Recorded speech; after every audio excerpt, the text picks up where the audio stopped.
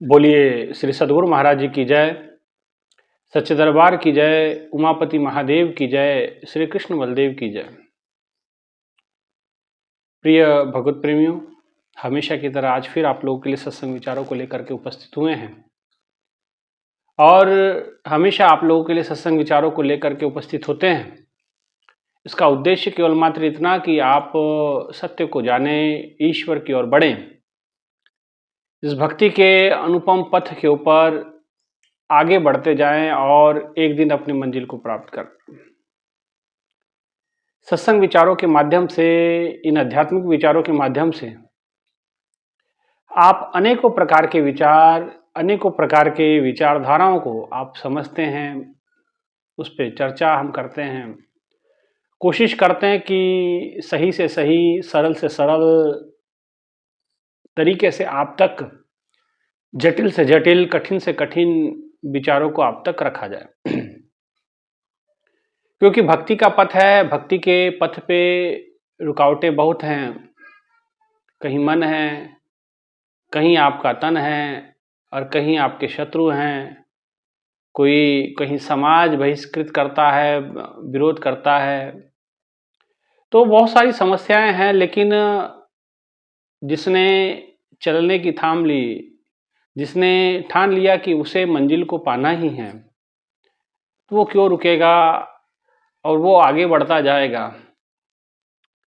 इसलिए चलना जीवन कहा गया, रुकना या ठहरना मुर्दों की तरह कहा गया, क्योंकि मुर्दा ठहर जाता है, उसके शरीर में हलचल खत्म हो जाती है, रक्त धमनियों में से रक्त जमने लगता है, रक्त थम जाता है। परंतु जो सजीव है उसके भीतर निरंतर रक्त प्रवाहित होते रहता है, धमनियों में रक्त हमेशा चलते रहता है। इसलिए भाइयों बहनों, हमें कोशिश करनी चाहिए चलने की, आगे बढ़ने की, क्योंकि ठहरना मृत्यु है और बढ़ना, चलना जीवन है। इसीलिए हमारे ग्रंथों में कहा, चरय वैती, चलते रहो, चलते रहो। क्योंकि जो चलेगा मंजिल तक तो वही पहुंचेगा। विचार तो केवल आपका मार्ग प्रशस्त करते हैं, उस मार्ग के ऊपर अतिक्रमण करना, चलना, ये कार्य शिष्य का स्वयं का है। मार्गदर्शक गुरु है, सत्संग विचार हैं, लेकिन इस मार्ग पे चलना नहीं चलना ये शिष्य का खुद का जिम्मेदारी है ना। इसलिए अब कौन शिष्य कितनी जिम्मेदारी निभाता है, ये खुद के ऊपर निर्भर करता है, उसकी स्वयं की समझ क्या है, सोच क्या है ना।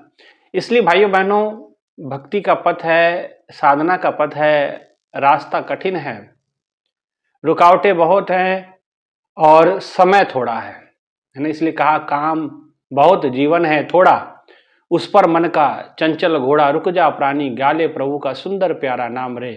ये समय बड़ा बलवान है। ये समय की कीमत को समझो, समय बहुत बलवान है।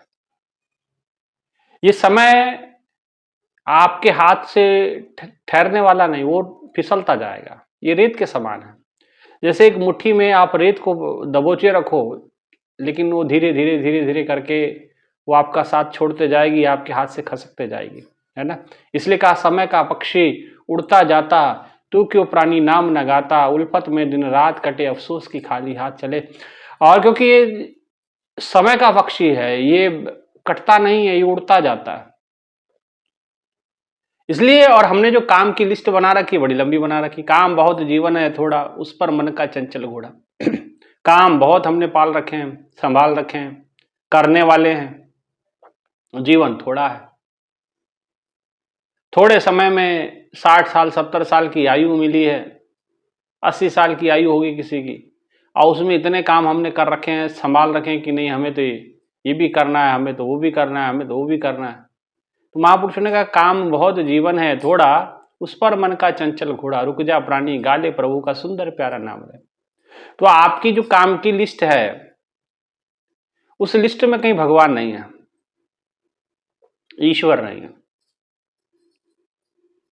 ईश्वर के लिए कोई समय आपके इसमें होता नहीं है, आपके टाइम टेबल में कहीं भी ईश्वर का समय नहीं है। और ये बड़ी दुख की बात है कि जिसने जीवन दिया, जिसने हमें शरीर दिया, जिसने हमें रहने, खाने, पीने, पहनने, ओढ़ने की व्यवस्था की, उस ईश्वर के लिए हमारे पास समय नहीं है। उसकी बंदगी, उसकी भजन, उसकी आराधना करने के लिए हमारे पास समय नहीं है। यही दुख की बात है। और संतों ने बार बार जब धरती पे आए, मनुष्य की इसी हालत को देखा, इस रवैये को देखा, तो उन्होंने समझाने का प्रयास किया। उन्होंने बताने का प्रयास किया कि हे मनुष्य, जागो, उठो, चलो, मार्ग के ऊपर बढ़ो। ईश्वर दोनों हाथ फैलाए खड़ा है आपके लिए, आपको गले लगाने के लिए। लेकिन इंसान संतों की बात समझता कहाँ है। संत की बात अगर लोगों को समझ आ जाती तो हो सकता है कि आज जीवन का उनका कल्याण हो जाता, जीवन का उद्धार हो जाता। लेकिन दुर्भाग्य रहा समाज का, संसार का, कि वो संतों की बातों को समझे नहीं, जाने नहीं। और जब जाना नहीं, विचार नहीं किया, तो पछताना पड़ता है। आकर 4,84,000 योनि भ्रमत जीव अविनाशी। तो तरह तरह की योनियों में हम भटकते हैं और योनियों में भटक करके, क्योंकि योनियों में भी यही काम करते हैं। और वो कहते हैं कि ये जो भजन बंदगी के लिए शरीर मिला था, वो कहते हैं भजन करो सुखकारी। ये भजन सुखकारी जो भजन है वो छोड़ हमने क्या किया कि वो देह मनुज की धारी, हरि भजन करो सुखकारी। खाना पीना सो जाना ये काम है पशु समाना जी। ये खाना पीना, पहनना, उड़ना, ये तो पशु के समान कार्य, पशुव्रत कार्य है। क्यों देह मनुज की धारी, हरि भजन करो सुखकारी। क्या इसी के लिए आपने मनुष्य जीवन धारण किया था? खाने के लिए? आप पशुओं को देखिए, वो भी खाता है, पशु भी भोजन करते हैं, पशु भी अपने बच्चों को जन्म देते हैं, पशु भी अपना जीवन व्यापन करते हैं। लेकिन वो अटैचमेंट नहीं रखते, क्योंकि वो भोग रहे हैं। उनको पता है कि भाई इस जीवन को छोड़ना है और फिर अगले जीवन की तैयारी करनी है। और जो सृष्टि का सिरमौर क्रिएशन है, क्राउन ऑफ द क्रिएशन कहा गया मनुष्य को, पशुता छोड़ मनुष्यता की ओर आगे बढ़ रहे हैं, माने मनुष्य योनि की तरफ आगे बढ़ रहे हैं। और मनुष्य मनुष्यता का त्याग कर पशुवत आचरण करने लगा हुआ है। वो पशुता की ओर बढ़ रहा है। पशु इंसानी जन्म चाहते हैं और मनुष्य अपने कर्म ऐसे कर रहा है कि वो पशु बनेगा आगे चल करके, है ना। इसलिए जीवन में हरि भजन करो सुखकारी, भगवान की भजन बंदगी बड़ी अनिवार्य है। अब कई इसमें मत है। कहते साधु संतों का ये बड़ा काम खराब है कि वो लोगों को डराते बहुत हैं। लोगों को डराया जाता है कि भाई पशु बन जाओगे, गीदड़ बन जाओगे, कुत्ता बैल बिल्ली बन जाओगे, भक्ति करो। भाइयों बहनों, डराने की बात नहीं है, ये समझाने की बात है। अपना अपना देखने का नजरिया है। संतों ने समझाने का प्रयास किया, और डरा के वो कौन सा आपसे आपका धन लूटना चाहते हैं। वो तो समझा रहे हैं जो उनका जीवन का अनुभव है। भगवान स्वयं शिव कहते हैं। अब आप कहोगे कि संत डराते हैं कि 84 लाख योनियों में 84 लाख जीवन काटने के बाद आपको मनुष्य का जीवन मिलता है। अगर इस जीवन में भी अगर आपने भजन बंदगी नहीं की तो फिर आपको पुनः पशु की योनि में जाना पड़ेगा। तो संतों ने ये बात समझाई है, ना कि डराया है। उन्होंने बताया, उन्होंने आईना दिखाया कि भविष्य ये है अगर नहीं सुधरे तो। और केवल संत क्यों, भगवान शिव भी यही बात कहते हैं। भगवान शिव माता पार्वती को कहते उमा कहाँ हूं मैं अनुभव अपना। अब बताइए भगवान, अब वहां संत की बात है, लेकिन यहां स्वयं शिव देवादिदेव महादेव जो त्रिकालदर्शी है, महाकाल है, काल से परे है, समय से परे है, जिसपे काल का पहरा कार नहीं करता, स्वयं शिव कह रहे हैं उमा कहाँ हूं मैं अनुभव अपना। मैं तो अपना अनुभव बता रहा हूं, अपना अनुभव बता रहा हूं। सत हरि भजन जगत सब सपना, कि सत्य अगर संसार में कुछ है तो भगवान का भजन है, भगवान की बंदगी है, भगवान की भक्ति है, और बाकी सब क्या है? स्वप्न है। स्वप्न संसार है, रहना दिन चार है, मान करना नहीं, मान करना नहीं। बड़ा पुराना भजन आपने सुना होगा कि 4 दिन की जीवन है, 4 दिन का जिंदगी का खेला है, और उसमें आपने इतना मेला लगा रखा है, इतना झमेला पाल रखा है कि ये भी करना है, वो भी करना है, और होना वही है, होए वही सो राम रच राखा, को कर तर्क बढ़ावे शाखा। और उसी में इंसान उलझा हुआ है, उलझ पुलझ मर जाना है। आपने सत्संग में सुना होगा, रहना नहीं देश बेगाना है। तो संतों ने ये जो बात कही वो आपके भले के लिए कही, वो आपको डराने के लिए नहीं की। वो जीवन की सत्यता को आपके सामने लाना चाहते हैं, आपके जीवन की सत्यता आपको समझाना चाहते हैं, जीवन की वास्तविकता आप तक रखना चाहते हैं कि जीवन में वास्तविक है क्या। जीवन वास्तविक सो जीविया जिस मन वसिया सोए, नानक और ना जीविया कोई। जो जीवन को आप जीवन मानते हैं, जिस जिंदगी को आप जिंदगी मानते हैं, ये जिंदगी थोड़ी है। ये जिंदगी आपको पल प्रतिपल कम होते जा रही है, और ये मृत्यु की ओर लेके जा रही है। आपको मौत के मुंह में आप जा रहे हैं, मृत्यु के वश आप होते जा रहे हैं। लेकिन भगवान की बात अगर करें, भगवान कहते हैं हरि भजन करो सुखकारी। वो कहते हैं कि भाई जीवन कुछ दिन के लिए मिला है, और इस संसार, वो कहते उमा कहूं मैं अनुभव अपना, वो अपना अनुभव बता रहे हैं, अनुभव, अपना एक्सपीरियंस, कि मेरा अनुभव ये कहता है कि संसार स्वप्न है, और अगर इसमें कुछ सत्य है तो वो ईश्वर है। सत्य ईश्वर सत्यम जगत मिथ्या, आदि गुरु शंकराचार्य जी महाराज कहते हैं कि संसार सत्य नहीं है और जगत मिथ्या है। तो लोगों को डराने के लिए नहीं कह रहे, वो वास्तविकता आपके साथ लाना चाहते हैं कि आप वास्तविकता को समझें। इस संसार को आप अपना माने बैठे हैं, वो कोई आपका अपना नहीं है, एक दिन साथ छूट जाएगा।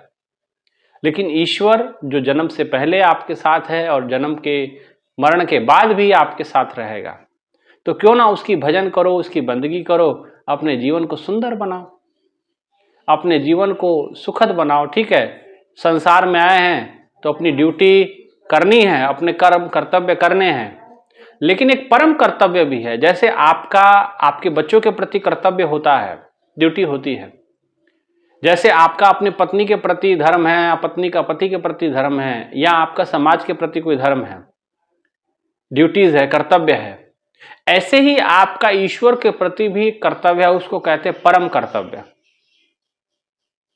संसार के लिए आपने कितना किया, उस कर्तव्य को लोग भूल जाएंगे, उसकी कोई वैल्यू नहीं। हाँ, लोगों में जय जयकार हो सकती है, लेकिन दीन गवाया दुनी सो दुनी ना 40 पाए कुहाड़ा मारा गाफिल अपने आप, कि दुनिया के कहने में, दुनिया के लिए करने में आपने सारी जिंदगी लगा दी और दुनिया आपके साथ ना हुई। अंतोगत्वा अकेला ही जाना पड़ेगा। और सिकंदर की तरह सारी जिंदगी वो पैसा कमाता रहा, लूटता रहा, खसूटता रहा, तिजोरियां भरता रहा। अंतोगत्वा जब प्राण शरीर से निकलने लगे तो कहने लगा कि भैया मेरे हाथों को मेरे अर्थी से बाहर निकाल देना, ताकि लोग देखें कितना बड़ा सिकंदर मरा, राजा सिकंदर मरा, जिसने दुनिया को विश्व विजय प्राप्त करने की जिसने ठानी थी। लेकिन क्या हुआ, दोनों हाथ अंत में खाली लेकर के। याद रख, सिकंदर के हौसले तो वाली थे, जब गया जहां से तो दोनों हाथ खाली थे, दोनों हाथ खाली रिक्त लेकर के गया, है ना। तो इस संसार में आप पुण्य और पाप ही इकट्ठा करके लेके जाते हैं। तो इसलिए पुण्य की वृद्धि करें, पाप कर्म ना करें। और पाप और पुण्य से ऊपर एक चीज होती है, ईश्वर। ईश्वर की भक्ति ना आपको पाप में बांधती है, ना पुण्य में बांधती है। भक्ति की बात कर रहा हूं, सच्ची भक्ति की बात कर रहा हूं। तो सच्ची भक्ति ना आपको पुण्य में बांधती है, ना भक्ति पाप में बांध देती है, क्योंकि पुण्य भोगने के लिए भी आपको आना पड़ेगा, फिर से धरती पे आना पड़ेगा, और पाप भोगने के लिए भी आना पड़ेगा, है ना।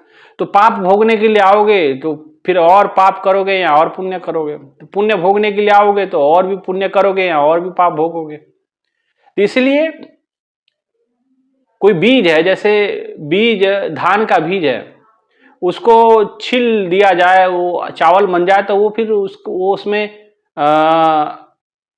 अंकुरण की जो शक्ति है वो खत्म हो जाती है। इसीलिए केला का पत्ता आपने देखा होगा, सत्यनारायण की कथा जी में लगाया जाता है ना केला का पत्ता। केले की खासियत होती है, केला एक ही बार फल देता है, उस पेड़ को दोबारा फल नहीं लगता, उसके बगल में दूसरा पेड़ लगेगा, वहीं से जड़ से दूसरा पौधा निकल आएगा केले का, और उस पे फल निकलेगा। लेकिन जिस पेड़ पे फल लग गया उस पे दोबारा फलता नहीं। ये केले की विशेषता होती है, केले के पेड़ की विशेषता होती है। इसीलिए सत्यनारायण की कथा में केले का पत्ता, कई लोग पूछते थे केले का पत्ता क्यों लगा, तो इसीलिए लगाया जाता है कि वो एक ही बार फल देता है। तो जो भक्ति है वो आपके बीज को अंकुरण होने की जो क्षमता वो खत्म कर देती है, माने आपके जो कर्म है उसको स्वाहा करते हैं। इसीलिए भगवान कृष्ण अर्जुन को कहते हैं कि ज्ञान अग्नि सर्व कर्माणि भस्मसात कुरुते, तथा कि ज्ञान की अग्नि सारे कर्मों को जला के भस्म करती है। भक्ति आपके सारे कर्मों को जला के भस्म कर देती है। उसमें पुनर्जागरण की या पुनर्अंकुरण की क्षमता खत्म हो जाती है। जैसे केला दोबारा फल नहीं देता, बगल से दूसरा पौधा भले निकले उस पे आपको मिल सकता है फल, लेकिन जिस पेड़ ने फल दे दिया, केले के पेड़ ने फल दे दिया, वहां दोबारा केला नहीं लगेगा, है ना। तो इसीलिए जिस अनाज को